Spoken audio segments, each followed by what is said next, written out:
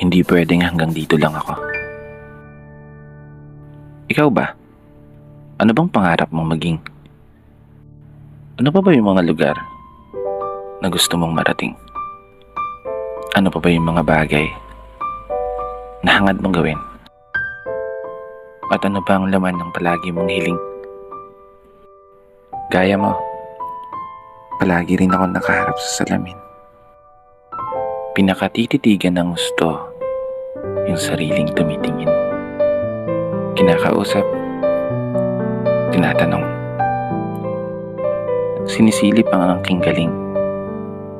Baka sakaling biglang magising. Yung ako na gusto kong maging. Yung ako na may malayo nang narating. Yung ako na malaya nang bilhin ang kahit anong gusto. Sariling bahay, sariling sasakyan, sariling negosyo.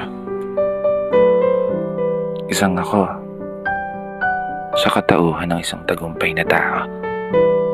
Isang ako na tumama sa loto. Hindi naman tumataya. Pero seryoso, ang sarap siguro ng buhay natin, no? Pag naabot mo na yung mga pangarap mo.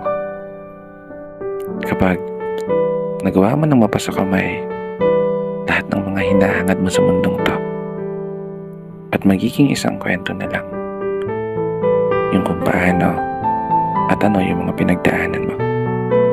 Isang kwento na maibabahagi mo sa ibang mga tao. Kaya naman, habang nandito tayo sa proseso, wag na wag mong susukuan yung mga pangarap mo. Kapag dumating ka man sa punto, palagi kang talo, umarap ka lang sa salamin at tignan ang sarili mo at subukan mong tanungin, hanggang dito na lang ba ako? At kapag biglang sumagot yan, tumakbo ka na. Hindi, seryoso na. Ika nga nila, ang pagsuko ay para lamang sa mga mahihinang nilalang. Kinaya nga ng iba, kaya panigurado, kaya mo yan. Magtatagumpay ka. Dito na nagtatapos.